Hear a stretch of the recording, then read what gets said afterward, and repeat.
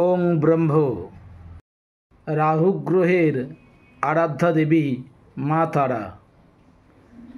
রাহু গ্রহের বর্ণ ধূসর নীল,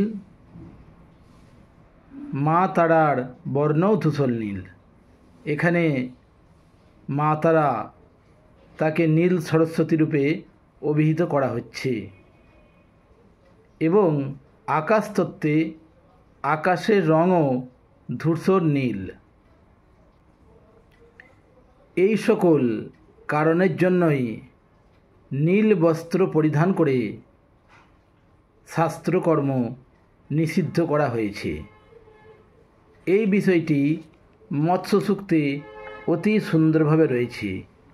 সেখানে বলা হচ্ছে, নীলি বস্ত্রেণ যৎ কর্মণ কুরুতে দ্বিজ স্নানং দানং তপং হোমং তৎসর্বং নিষ্ফলং ভবেৎ। অর্থাৎ নীল বস্ত্র পরিধান করে যদি কোনো কাজ করা হয় সেই কর্ম সেখানে নিষ্ফল হয়। নীল বস্ত্র পরিধান করে স্নান, দান, জপ, হোম কিছুই করা যাবে না। সর্বক্ষেত্রেই নীল বস্ত্র নিষিদ্ধ। তাহলে আমরা কিরূপ বস্ত্র পরিধান করে কর্ম করব সেই সম্পর্কে বলা হচ্ছে, শ্বেতং রক্তং তথা পীতং কৃষ্ণঞ্চে তনু পূর্বশ অনুপূর্বশ ইতি ব্রাহ্মণাদ্যানুক্রমেণ।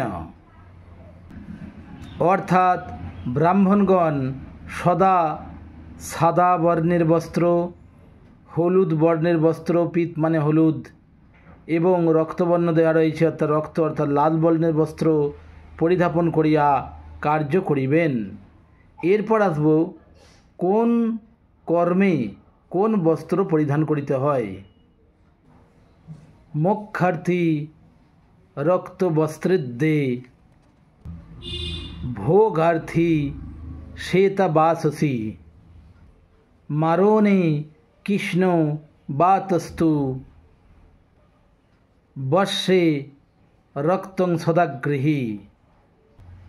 অর্থাৎ মোক্ষ লাভের জন্য রক্ত বস্ত্র এবং ভোগ লাভের জন্য শ্বেত বস্ত্র, মারণ কর্মের জন্য কৃষ্ণ বস্ত্র এবং বশীকরণের ক্ষেত্রে রক্ত বস্ত্রের কথা উল্লেখ করা রয়েছে। এটি রয়েছে শ্যামা রহস্য নামক ধৃত পুস্তকে এবং পূর্বের যে তথ্যটি সেটি মৎস্য সূক্তে রয়েছে, যেটি বলা হচ্ছে, নীলাদি বস্ত্রেণ কর্মকরণ নিষিদ্ধ। অর্থাৎ নীল বস্ত্র পরিধান করিয়া কর্ম সম্পূর্ণরূপে নিষিদ্ধ। এটি রয়েছে মৎস্য সূক্তে। সকলকে নমস্কার। জয় মাতারা, জয় গুরু বামদেব।